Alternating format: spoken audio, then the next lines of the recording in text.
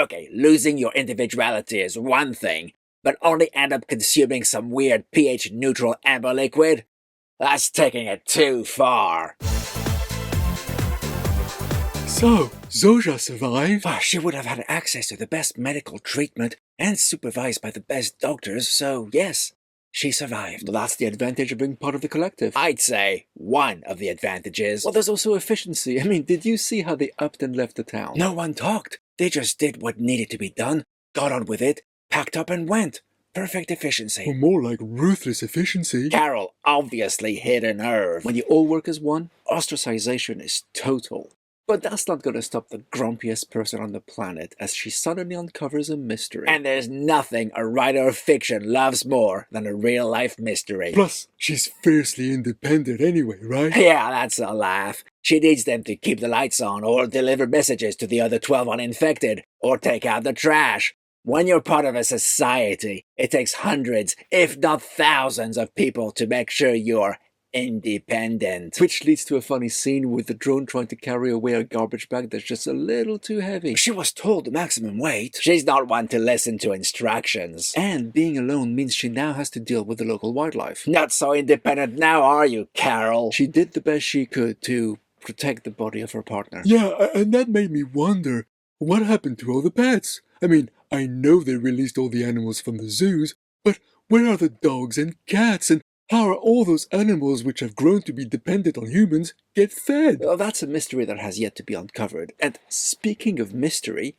what's in the milk? Well, it's not really milk, is it? After some initial research, Carol finds out that the local milk factory has been reconverted to produce some kind of, pH-neutral amber liquid. What is it? It's a single-celled protein combined with synthetic aminos, vitamins, and minerals. Everything the body needs. Well, maybe not everything the body needs. Although, this would sort out the food problem. If the vegan collective isn't into killing anything, even an insect, well, they can't use pesticides anymore, and that would affect the yield, wouldn't it? It's all organized and efficient, and Carol tries to figure out what it is. But that's the thing about writers of fantasy fiction. Most of them don't really know anything. And that's why we should all do chemistry until we graduate.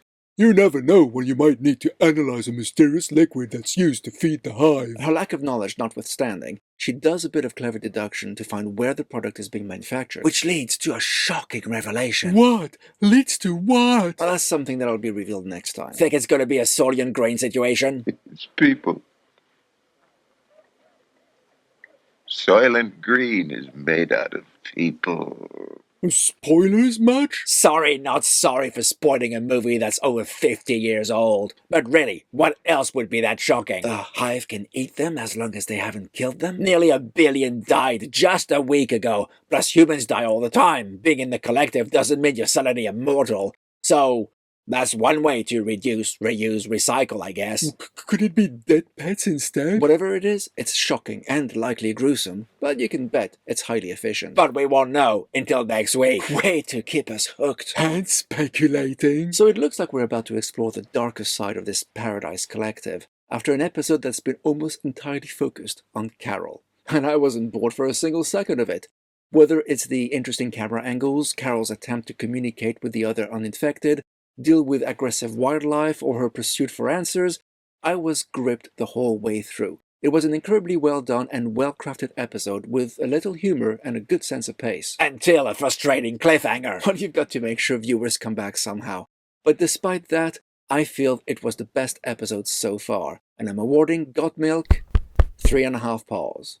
But tell me, what do you think of this episode? Do share your thoughts in the comments, and if you like what we do, and how we do it, and you feel you'd like to help us out, please consider joining our Patreon. We'll leave a link to it down in the description. Thanks for watching. See you all next time, and until then, live long and let the Wookiee win.